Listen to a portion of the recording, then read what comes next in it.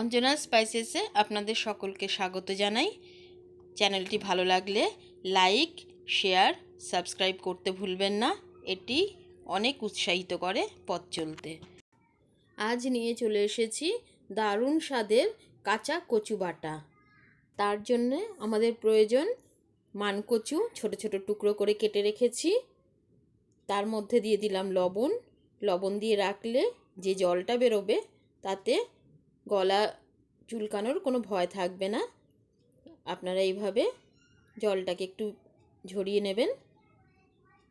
1 চামচ লবণ নিয়েছি, একটু হলুদ নিয়েছি, সর্ষে নিয়েছি 1 চামচ, আর নিয়েছি 2টো কাঁচা লঙ্কা। আপনাদের স্বাদ মতন আপনারা লঙ্কাটা দিতে পারেন, কাঁচা লঙ্কা দেবেন যতটা ঝাল প্রয়োজন।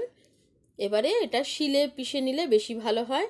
চেষ্টা করবেন শিলে পিষে নেওয়ার, না হলে মিক্সিতেও আপনারা পেস্ট করে নিতে পারেন। এবার আমরা নিয়েছি নারকেল। নারকেলটা আপনারা কুড়িয়েও নিতে পারেন, না হলে একটুখানি শিলে পিষেও নিতে পারেন।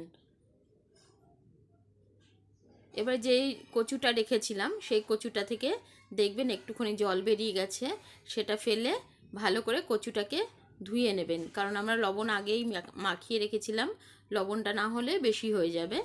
ভালো করে কচুটাকে ধুয়ে নিয়ে মিক্সিতে আমরা এটা পেস্ট করে নেব।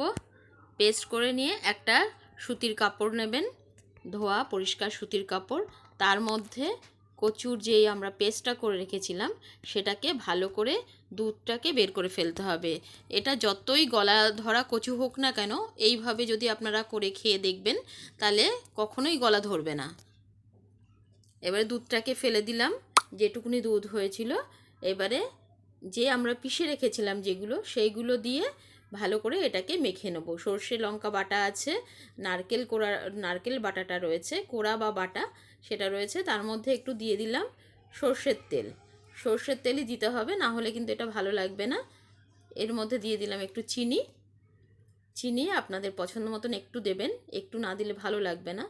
চিনি দিয়ে এটাকে ভালো করে মেখে নেবেন, তাহলেই আমাদের তৈরি হয়ে যাবে কাঁচা কচুর দুর্দান্ত স্বাদের একটা কাঁচা কচু বাটা।